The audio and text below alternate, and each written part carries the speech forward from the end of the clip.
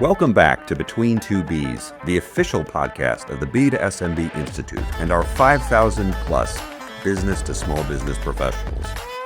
InfoBip Chief Business Officer Ivan Ostojic shares his 10 predictions for next-gen customer experience, from foundational data infrastructure to Agentic AI to conversational analytics and rich messaging.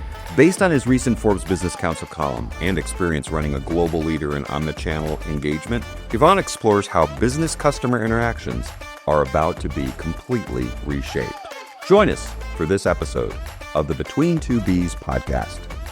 Greetings from very chilly Chicago. It is minus 10 degrees here right now, so very, very cold, but a very warm heart is joining us, Ivan Ostojic from InfoBip. Ivan, thank you so much for joining us. Appreciate it. I know we had a little bit of struggle in trying to get a good connection going here, but I think we finally got one. And greetings from Croatia, correct? Is where you are? Today I'm in Croatia, and then I'm heading to London.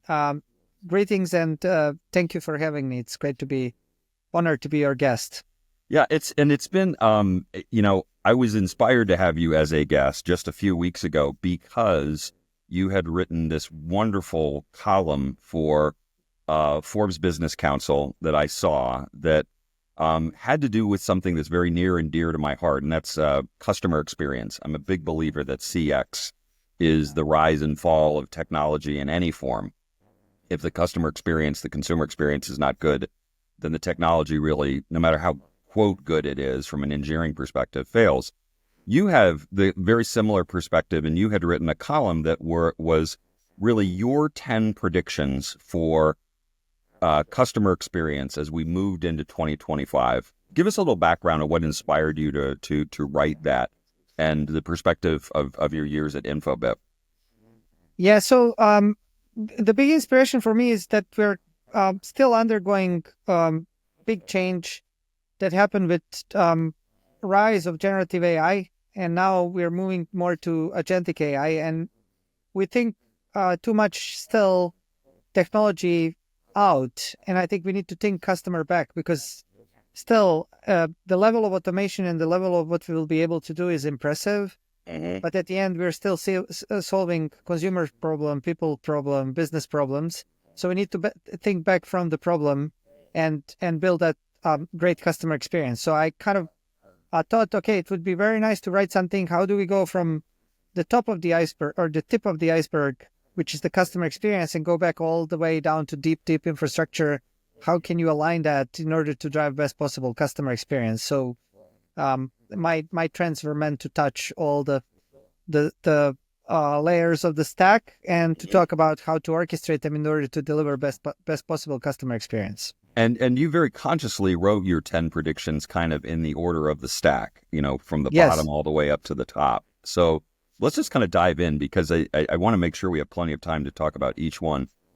The place you started, the bottom of the stack, was in the data pipelines and kind of that being the foundation of customer experience. What did you mean by that? Essentially, when we started going into generative AI, because the technology is so good with what's essential to humans, which is language, we kind of all thought, oh, this is an intelligent thing. And so people kind of naively believe you just throw in some data and it'll figure out everything. Guess what? Like 2 years in, we figure out there are ways to do this right and there are the ways to do this wrong. And I think we still need structured data, and we still need data pipelines, and we still need to connect them, and we still need to monitor their quality. So all I wanted to do with this trend is to emphasize that, the right data pipelines will be the foundation of customer experience. Because if we have broken data, if we have incorrect data, if the data is not really structured, and I'll give you a concrete example in a sense, I think we won't be able to produce great experience at the tip of the iceberg or the tip of the technology stack. Mm-hmm. So I wanted to kind of emphasize a couple of examples. First of all, my company was building a lot of Gen AI bots and agents. And what we noticed is if we just, scrape the data from the website or any unstructured data source, bot hallucinates much more and gives much more inaccurate answers. And if we actually structure it and tell to the bot, you will find pricing there, you will find X information there, actually the accuracy and the overall customer experience dramatically goes up. So I think we will still need to build the right pipelines. We will still need to protect consumers' privacy, consumers' data, and we will still need to kind of monitor that nothing goes wrong. And so conclude my answer with the example in the agentic world. Imagine that you're building an agent that's kind of booking a trip to travel somewhere. So that agent needs to first understand what the consumer is asking. Then they need to go to a website or a database and check the actual pricing and if the flights are available. And then when the consumer says, yes, I want that, they need to kind of organize a booking flow and payment and things like that. If somebody is messing up with the website that underpins this whole process and changes certain flows, if we don't have tracing, and if we don't know what changed, the whole process will break down. Then you will have a terrible experience. So I think as we are building these fantastic experiences using AI, we need to think deep in the stack, how to make this scalable, how to make this error prone, and how to make this organized that it produces the best customer experience. So that was kind of, I think there'll be increased emphasis of businesses on building solid data foundation in this year because we're realizing that we still need it. Yeah, and it's a tough, if you fall too far behind in building that data infrastructure, the harder it is to catch up, right? So Exactly. Really making sure that they're that everyone's paying attention right now in kind of the early stages of this, especially this AI revolution that we're seeing. 100%. So then the second layer of the stack was really more of a kind of a condition of the stack that you were recognizing and calling out, and that was really a shift to what you call hybrid AI. What do you mean by hybrid AI? This is very interesting. So I just came out today from a discussion with a bank, and again, the same question that we're getting popped up. And that is like, which models do we use? Are we working with Microsoft or Google, or we have something on our own?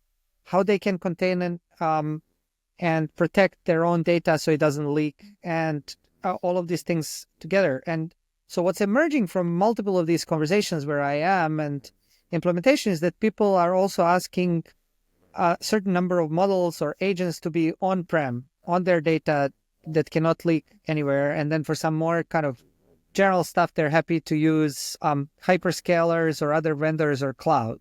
So I think where the stack will evolve when it comes to agent and generative AIs, people will have maybe even their own hardware. They'll have foundational models, and then some of these models and then upper elements of the stack applications like agents and so forth will be hosted on their prem, will be specifically trained for certain tasks, will be on their data in-house, and then others will be used from the cloud or they will buy from the vendors.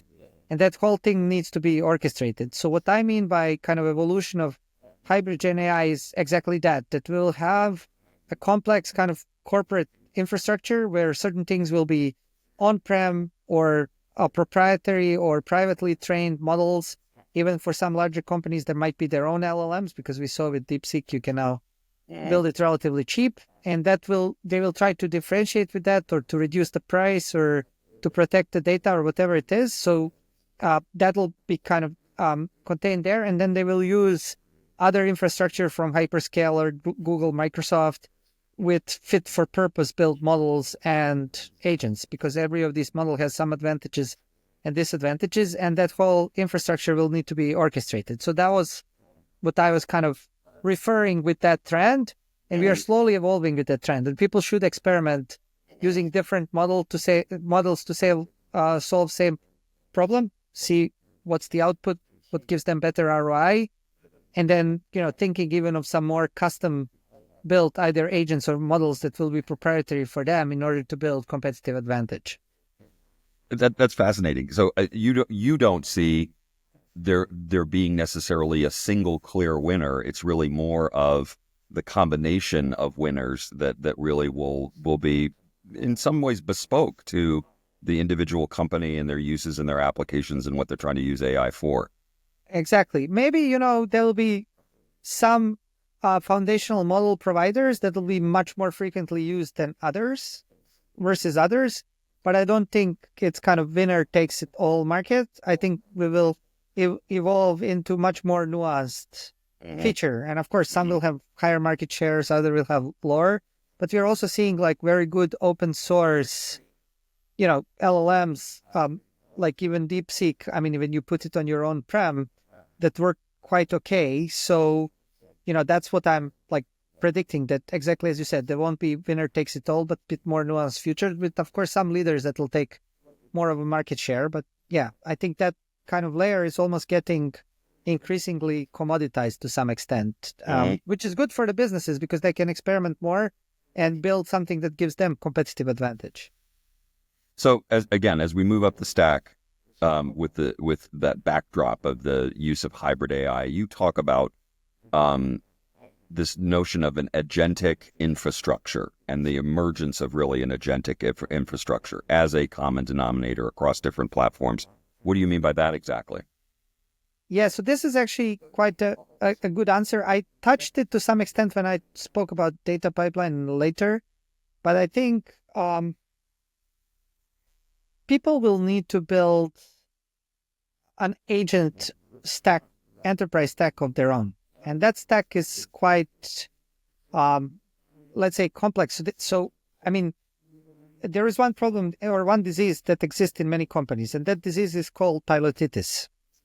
People do some pilots in order to get, some sort of numbers and proof, and then they try to extrapolate from the pilots. And that's very difficult because then it's similar like what we said with data. It's very hard to go back and rebuild what you missed if you start to build like pilot on pilot and pilot. So what I wanted to say with this trend is that people will need to go back and say, what is the domain I want to transform? Let's say customer support or marketing. How will I support it with agents? What's the roadmap of use cases? And think back from that. How do I build my infrastructure to support what I want to do? I will have some legacy systems. I will have, kind of data in different places. I need to build, foundational layer where I will hold LLMs that I want to use pertaining to my previous answer. And then, with that, you will need to go then and build upper echelons of the stack. So, for example, there needs to be kind of really foundational agents that are automating your processes that are linked with your backend systems. On that, you need to have trust and observability and explainability architecture to know what they did, if there was an error, why it happened. On that, you need to build the next layer, which is like applications and user interfaces, because, I mean, I don't see a future where in this year or even in next 5 years, we completely hand over everything to machine. Operators will still need to see what's happening. They want to have a ability to change things, etc. They will need to monitor. Consumers will still need the interfaces. And then on top of that, you need to expose all of these agents to your customers in different channels, depending on what's your mix and what's an appropriate thing. So that whole infrastructure, that super simplified I described, people will need to think through in parallel with doing pilots. And then as you build the next pilot, you're actually also building your foundation for the future and the infrastructure that you need to build on. And I think 2025 will be the year when we will see some shapes or forms and discussions of that infrastructure, and where even small companies will start to build, their stack. And at the same time, I want to say there's one big business implication, because I've seen many stacks of many companies and they look a little bit like Frankenstein. You know how they say camel is a cow that was built by a committee. Right. So everybody was adding a piece. Right. I think the AI gives also opportunity, especially to IT departments, to do a clean slate and to clean up some of that thing. It doesn't need to be an abrupt cleanup, but they can use this year to think through how that can be cleaned up and changed with agents and start building toward that future. So that's what I meant by that trend. No, I think you're exactly right. And listen, I think there's plenty of companies out there whose foundational processes aren't right. That they've kind of just done growth and they've just kind of, bolted one thing on top of another from a pure process standpoint. And this gives them the opportunity to frankly step back and really take a hard look at, are their processes right? Now, saying that I think you're absolutely right that there's going to be, this year is the year of really infrastructure and getting kind of a foundational understanding of basically what your application of AI specifically is going to be. you also caution in your fifth prediction is that there's going to be a honeymoon phase, and that honeymoon phase is going to end if it isn't already ending for a number of players. What exactly did you mean by that?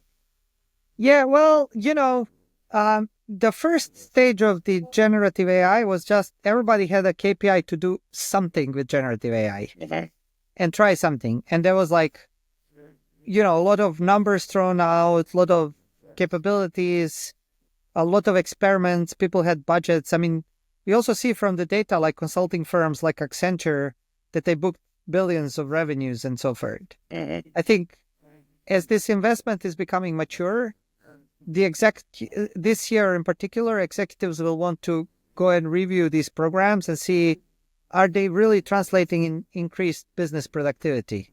Am I really getting ROI? And so the stringency of what will be put into experiments and productions will increase. And, that means less hand waving and much more kind of thought through, like, what's the business case? What's the ROI? How do you measure it? And then being more rigorous in that, as opposed to let's try a couple of things and see what sticks. I couldn't agree more. And I think there's a parallel to that the team from Augment AI is starting to write about. And I think it's perfectly articulated, and that's the notion of an AI cliff. That there's a point at which the scurrying about to use AI for all sorts of different marketing functions. For instance, let's use AI to write emails and AB versions of emails. Well, at some point, at 850 emails going out in a week, you say, "Okay, time out. we've reached the point of maximum benefit and effectiveness. It's very efficient, but it's not very effective." And so I think that end of honeymoon, kind of the realization that, hey, we've reached a kind of a point of diminishing returns is going to be is going to be very much the reality in 2025.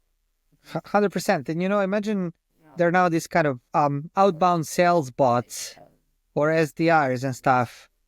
If the compute cost is low and you have kind of almost infinite supply, imagine what will that do to consumers or buyers if 500 different AI bots are calling you to sell you something, even because your intro was really good. We're talking also from customer experience back. It'll create awful customer experience. Then it's similar with this kind of robocalls and things. Nobody picks the phone anymore because they're worried what will be on the other side. Exactly. It's a time-honored tradition of overloading someone's mailbox, whether it's a physical mailbox, an electronic mailbox, their phone inbox. It doesn't matter. So let's now talk about this novel concept that ultimately these deployments of AI have to produce a return on investment, right? And in some cases, these are enormous investments. Yes. How do you see that playing out this year? So I think, and we are already doing with some, even like relatively small companies that would fall into SMBs, really smart, implementations where we kind of put, okay, let's put the 2-year vision. Where will your marketing automation go, or where will your customer support automation go, using rich messaging channels and generative AI? And then with that, we actually kind of say, okay, if I'm to increase marketing conversions 3 or 4-fold, this is the roadmap of things I need to do. And then we build a whole kind of journey calculator. What would you expect at each step? How do you attract people into a channel? What should AI do, etc. And then with those sort of full funnel predictors, we're starting to do very targeted deployments. So, and we are measuring, are people entering our channel? Like there are some products called click to chat from, now TikTok is launching one, Instagram has it, so we can attract people into messaging channel. Then there is a kind of interesting bot at the entry. So we're first measuring, are people entering at the rate we expected? If not, why not? Then is bot engaging them? Are they exchanging messages, etc., etc. And then we're kind of building that whole model that can prove the ROI. And then once we prove with the real world experience this ROI, we're starting to go into scale up, and we are still monitoring the data. Is it still as expected, or the hypothesis is breaking? So I think companies will really adopt a real kind of transformation approach where IT professional, marketing professional will work together to build that out. And then the second part of this trend is this will open opportunity for different business models. Mm-hmm. So, for example, something that's essential to your core processes, maybe you want to own it. And then the question is, are you paying flat platform fee? Are you paying per interaction? What are you sort of paying? Like maybe you don't want agent seats anymore because you are trying to automate them. You want like a platform fee and then per interaction. And then there are some others where we can kind of move to a managed, where it's maybe not so core. We can move into managed service type of contract and you are paying by outcome. Like we can contract, okay, I'll take out 30% of your cost through my technology. But actually, that's X value. Let's share that value that we're building. So I think we will see more and more of that. You're seeing it slowly with software companies charging per resolution, etc. But I think when we enter real kind of more longer term transformation, we'll see also emergence of those business model connected to my first point, which is ROI deployments.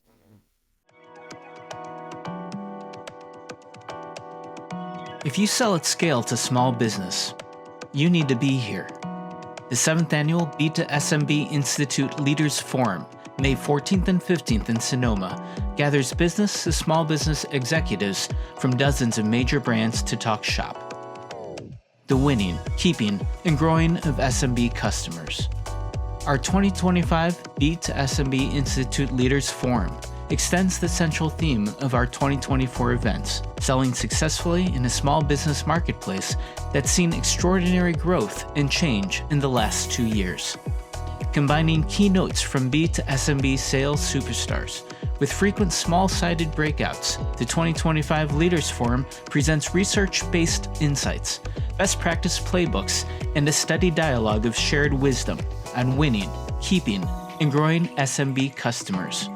Our B2SMB Institute Leaders Forum sold out these last 2 years, so it's not too early to save your spot at our top-to-top networking and strategy exchange for senior B2SMB execs. Get your tickets today at b2smbi.com/leadersforum25. Are you ready to master the new sell? Join us for the 6th Annual Leaders Forum in Sonoma, hosted by the B2SMB Institute. Tickets now on sale for the B2SMB Institute 2025 Leaders Forum. Members attend free. Email info@b2smbi.com for more information.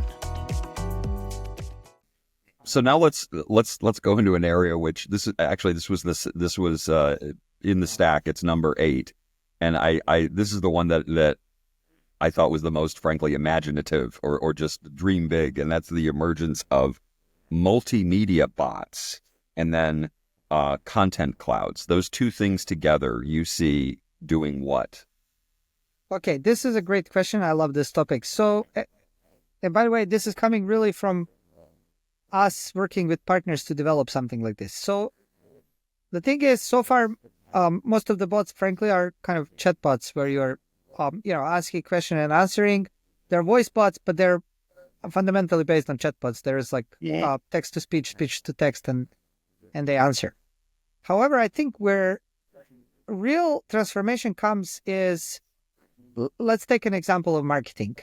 It's moving from the state in which we are today, and that state is we're largely basing our kind of marketing tactics and strategies on the third-party data. The content is somewhat personalized, but even if it's personalized, that's like more kind of pre-recorded or predefined content, and then you're combining chunks, so it's called atomized, and we're largely moving into what's known as what I call yes or no marketing. So if somebody offers me this shirt, I can either ignore it or I can go click the link and pay, but essentially binary answer, yes or no. Yeah, I was just going to say that's what I call binary marketing. It's basically the switch one way or the other. So what this type of bots can bring into, and I will come to content clouds and multimedia bots in a second, is they can bring real transformation into this. So first of all, the data will become first-party data, meaning I will share a lot in my conversations with the company through text or speech or sharing photos or sharing media. So I'm having much more first-party data where I can mine and add to your profile, adding knowledge networks, and so forth. The second part is very important. The content becomes all of a sudden hyper-personalized. And this is some of the things we were doing. So let's say we were working with a furniture producer, enabling experience in messaging, and they want an ability that somebody like sends them a photo of their room, and they take a photo of a piece of furniture that they like or a QR code, and they return a photo where furniture is set in a certain piece of that room. And they can sort of navigate this bot and explain, if this needs to be moved somewhere. So they can really visualize on the picture how that piece would look in their space. So that's just one example of hyper-personalization using multimedia bots and certain content clouds. The other one is like, imagine if you're going to a store and you don't want to try, I don't know, jewelry or makeup. You could just take a photo and look how this looks in yourself, so quickly kind of browsing. For that, you need to have certain content repositories that can be hyper-personalized to that person. And you need to have these multimedia bots that they can generate, whether it's images, videos, whatever, on the spot. And you can imagine fictional characters or characters from the cartoons where there can be a video that's created just for you at that moment, depending on your context and so forth. So I think we will see, and we're already experimenting with it, emergence of this, models that will, let's say, completely change marketing, or will create better experience in support or in follow-up. You could create personalized tutorials for that person. When you see a tutorial, it can call you by name. It would tell you certain things that it knows from your data. So I think we're going there. It's more difficult than text bots, but quite frankly, I think that'll give another sort of emotional touch to the whole AI movement, but it will require those content clouds that can host all the data, and it'll require, different types of bots. And fundamentally, what that will enable us is to move from binary marketing into much more engaging, both marketing, but also almost bring bargaining back into sort of a digital world, right? If somebody offers me this shirt, I could say, no, I don't like it. I want it red. I would expect lower price. And then the system can sort of respond and engage you in such a way to drive you. And that's what's going to drive high conversion in my example. You can also imagine similar examples in support or other areas. But this is, in principle, what I think we will start seeing some of those amazing experiences slowly with the tech leaders that are ready to adopt this. Your key word there was respond. And I think that one of the very important features of a great customer experience is responsiveness. It's not just timeliness, it's accuracy, it's richness of response. It's basically the immediacy of the response. All those things basically go into a great customer experience. Now, I don't want you to neglect talking about content clouds, because I also think this is very interesting, this notion of content really being something that becomes almost amorphous in a way. It becomes this massive kind of fog of data and information. So talk about that for a little bit. So far, content clouds already exist, and people keep like certain annotation and tracking and then collaterals. I think what we are about to see our companies to make are sort of call them generative AI-enabled or other AI-enabled content clouds, which means, there'll be assets that are specifically tailored for AI agents or prompts to be, quickly taken and personalized for what you need. And I think you said a keyword. It's the data, right? Even if you're thinking about sales pitch, a certain things or a certain slide deck or certain blog would trigger you differently versus what triggers me. And if they have contextual data about us as a kind of a buyer, companies can quickly, using AI, assemble a perfect email, a perfect visual, a perfect deck. I mean, this is a bit longer in the future, but I think we'll see some forms of experimentation this year. And in order to have all of that, you need to have that contained in a content cloud. You need to have well structured. You need to have some sort of learning feedback loop. Okay, I sent so-and-so emailed to Dave, he never responded, but somebody who's similar to Dave responded to a different version. That means actually, that's what triggers them. And you will need to be refining that cloud based on the learnings. And I think that's where we will start seeing some progress, because so far there was a lot of attention on large language models and frontline technologies, which is okay. But as we are seeing through this conversation, I think we will start slowly shifting data content combined with this. And that's kind of what we also need to think through. And there is no fully established framework. So I think this year is a good year for defining that and trying to create competitive advantage there. I think that's an episode, I believe, at least unto itself, is talking about really the content that's going to be driving the application of AI. To me, is fascinating because it does not really, nor should it, conform to historical structures of how we kind of put data into a repository and kind of tag it in different ways and then run to the filing cabinet and grab the folder data or information and pull it out. It's much, much richer than that. Exactly. What we're on the doorstep of. Let's talk a little bit about as we kind of round third and head for home here. This one of the key action models of the application of AI you recognize is really automating customer tasks. So in this hierarchy, in this stack, the value proposition of AI as something that takes the tasks that customers do and makes them go more efficiently and more effectively. Talk about that for a little bit.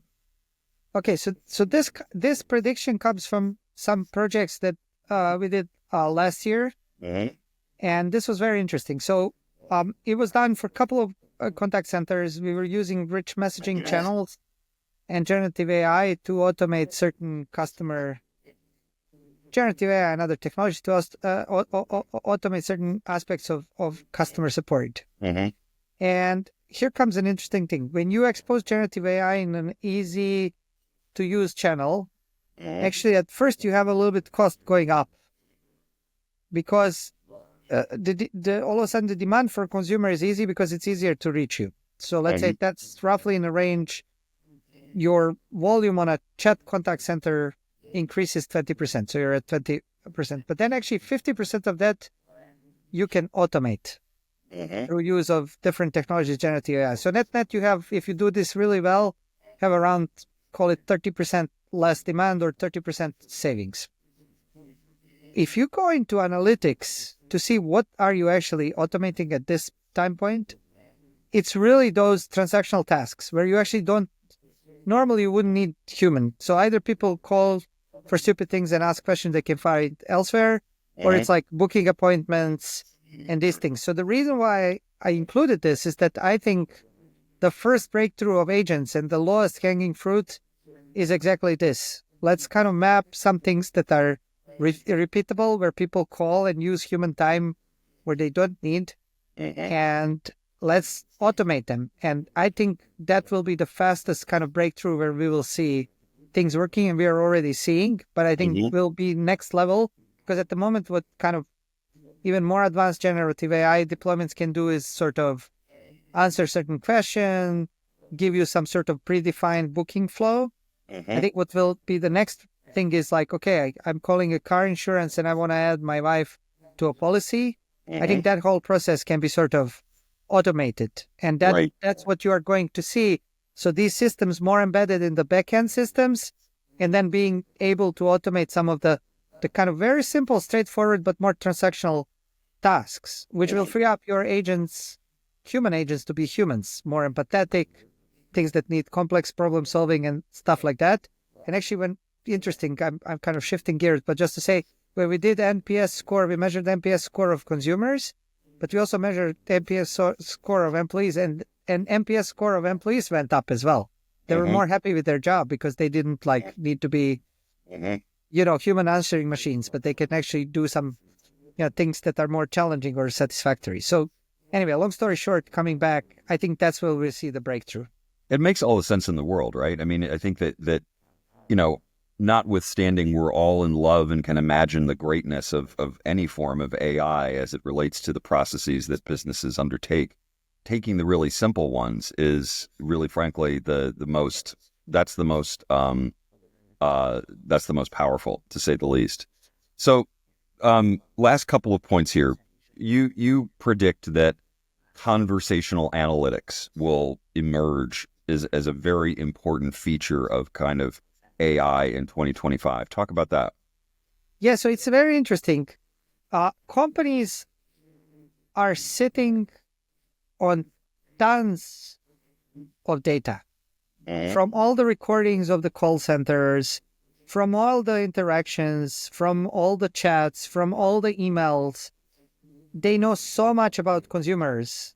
And especially, as these messaging channels are also becoming mainstream, like in Latin America or India, WhatsApp, in US very soon, rich communication services where you can have, two-way conversations, also live chat on the webs and so forth.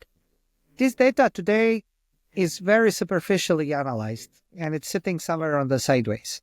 And what makes paradox even bigger, and you will understand why I'm saying this, is you have parts of companies that are spending millions and millions of dollars to talk more with customers, and that's marketing. And you have other parts of the company that are spending millions and millions of dollars to talk less with customers, and that's support. And but because these things are not connected, and so there is that data. So I think this conversational analytics, and that's there are already companies out there. We have partners that we work with, which can do, let's say, a combination of clustering, Gen AI summarization, and so forth. They can extract a ton from this data. So there's even a video on YouTube of what we did. But, you can load all your support tickets, all your email conversations, all your recordings, and then you can actually, within a matter of days, understand, okay, what are the most common, topics or domains where I'm interacting with customers. You can click on that domain and you can see literally like what are some specific sub-questions they were asking. Did you resolve these questions?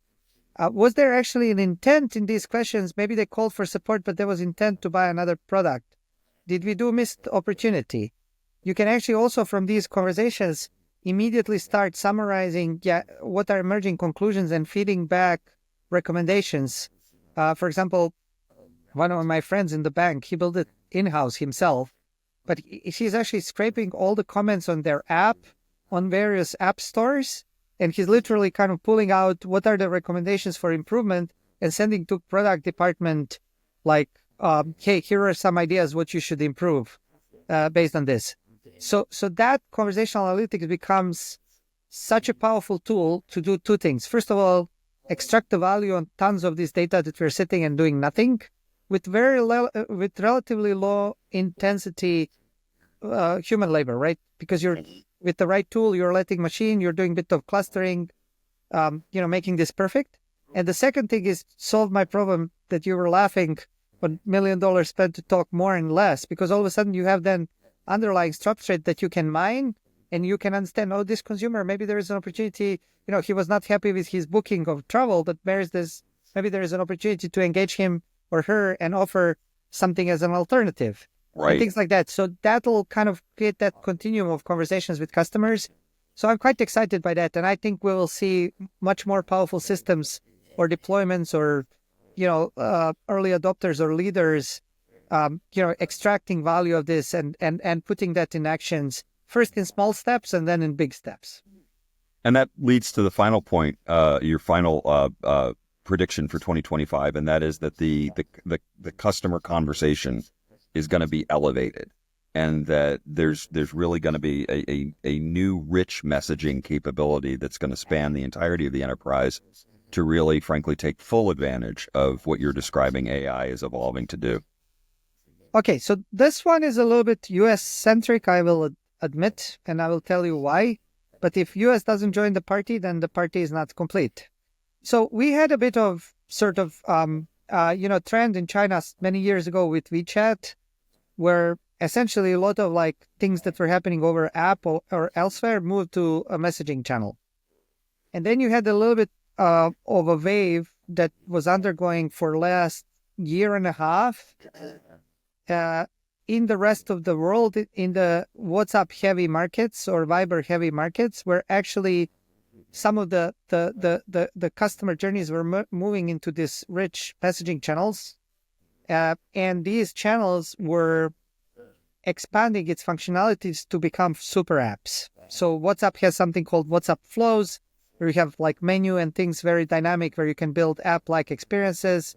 Together with Meta in Brazil, we launched WhatsApp Pay, where you can do payments. We expanded the number of touch points where you can enter these rich channels. So you can enter it from the ads, from Google search, from social media like Instagram Messenger and so forth. So the entry points are expanding. The channel is becoming richer. So you have like pieces of puzzle where you can, within like 15 minutes, build almost like an app. And then you have all this deep integration with the phone or mobile ecosystem with payments and different things.